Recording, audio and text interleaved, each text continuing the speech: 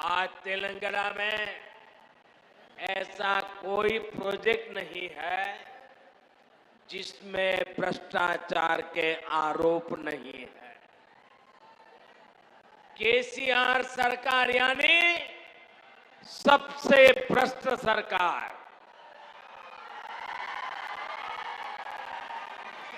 और देखिए खेल, अब तो दिल्ली तक इनके भ्रष्टाचार के तार फैल गए हैं। हम पहले दो देशों या दो राज्यों की सरकारों के बीच विकास से जुड़े समझौतों की खबरें सुना करते थे कि भाई विकास के लिए दो राज्यों ने समझौता किया, पानी के लिए दो राज्यों ने समझौता किया, ऐसी खबरें आती थी। लेकिन ये पहली बार हुआ है जब दो राजनीतिक दलों और दो राज्य सरकारों के बीच भ्रष्टाचार की डील के आरोप लगे हैं। ये दुर्भाग्य है कि जिस तेलंगाना के लिए जनता ने इतना संघर्ष किया, इतने बलिदान दिए, उस जनता को ऐसे दिन देखने की नौबत आई है। और साथियों, मैं एक और बात कहूंगा, यहां सत्ता में जो परिवार बैठा है, जो करोड़ों को घोटालों में लिप्त है,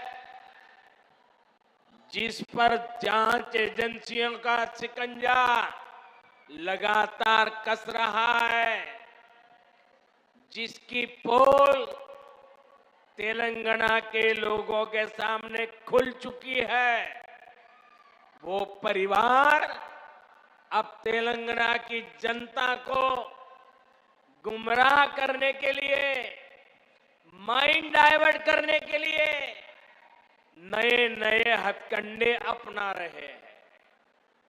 आपको इन हथकंडों से, इनकी चालबाजियों से सावधान रहना है। साथियों, मैं जब भी तेलंगाना आता हूं, आप सभी लोगों की एक और छटपटाहट समझ आती है।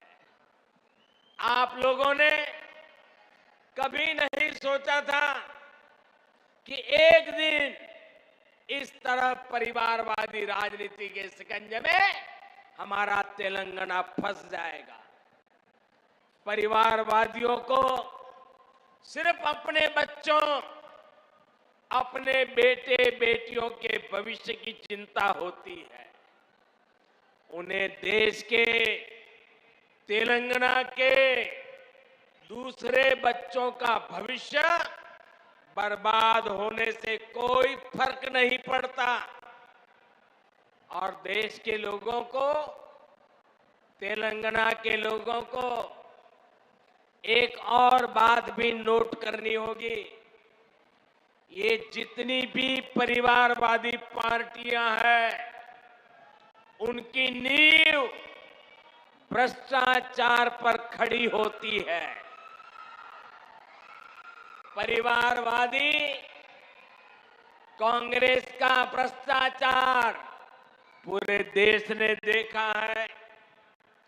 परिवारवादी बीआरएस का भ्रष्टाचार पूरा तेलंगाना देख रहा है। कांग्रेस हो या बीआरएस, दोनों ही तेलंगाना के लोगों के लिए घातक है। इन दोनों से ही तेलंगाना के लोगों को बचकर रहना है। साथियों, किसी भी जनप्रतिनिधि के लिए सबसे बड़ा पाप होता है अपनी जनता का भरोसा तोड़ना। और यहां की राज्य सरकार ने तेलंगाना के लोगों का भरोसा चकनाचूर करने का पाप किया है।